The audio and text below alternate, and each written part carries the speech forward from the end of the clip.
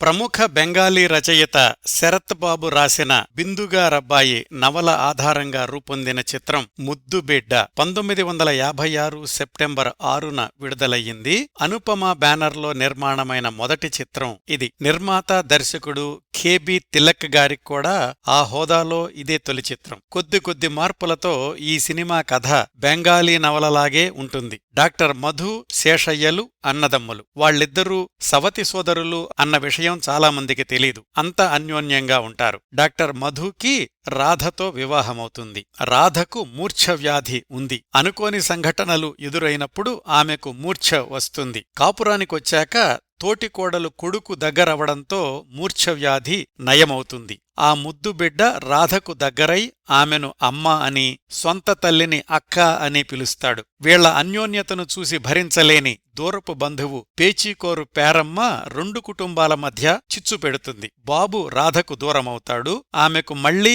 మూర్ఛవ్యాధి తిరగబెడుతుంది. ఈ అపార్థాలు ఎలా సమసిపోతాయి, వాళ్లందరూ మళ్లీ ఎలా కలుసుకుంటారు అనేది మిగతా కథ. ఈ సినిమాకి కథానుకరణ, మాటలు తాపీ ధర్మారావు గారు, ఆరుద్రగారు. పాటలు ఆరుద్రగారు, సంగీతం పెండ్యాలగారు. ఈ చిత్రంలోని చూడాలని ఉంది అమ్మా చూడాలని ఉంది అనే పాట ఆ రోజుల్లో అత్యంత ప్రజాదరణ పొందింది. ఈ సినిమాలో టైటిల్ పాత్ర ముద్దుబిడ్డ వేణుగా నటించింది మాస్టర్ వెంకటేష్. అన్నదమ్ములుగా నాగయ్య, జగ్గయ్య, తోటికోడళ్లుగా లక్ష్మీరాజ్యం, జమున నటించారు. పేచీకోరు పేరమ్మ పాత్రలో సూర్యకాంతం కనిపిస్తారు. మరికొన్ని పాత్రల్లో సిఎస్ఆర్, పెరుమాళ్లు, రమణారెడ్డి, అల్లురామలింగయ్య మొదలైన వారు నటించారు. ఈ సినిమాలో ఒక డాన్సర్గా నటించిన జ్యోతికృష్ణ గారబ్బాయే ఈనాటి హీరో, డబ్బింగ్ కింగ్ సాయికుమార్. మరొక డాన్సర్ బాంబే మీనాక్షి తీన్ బత్తి చార్ రాస్తా అనే శాంతారాం గారి సినిమాలో హీరోయిన్. ఈ సినిమానే తరువాత హిందీలో తిలక్ గారే ఛోటీ బహూగా నిర్మించారు. తరువాతి రోజుల్లో ప్రముఖ దర్శకులైన కె. బాపయ్య గారు ముద్దుబిడ్డ చిత్రానికి ఒక సహాయ దర్శకుడిగా పనిచేశారు. ఈ సినిమా చక్కటి కుటుంబగాథా చిత్రంగా మహిళా ప్రేక్షకుల్ని అమితంగా అలరించింది.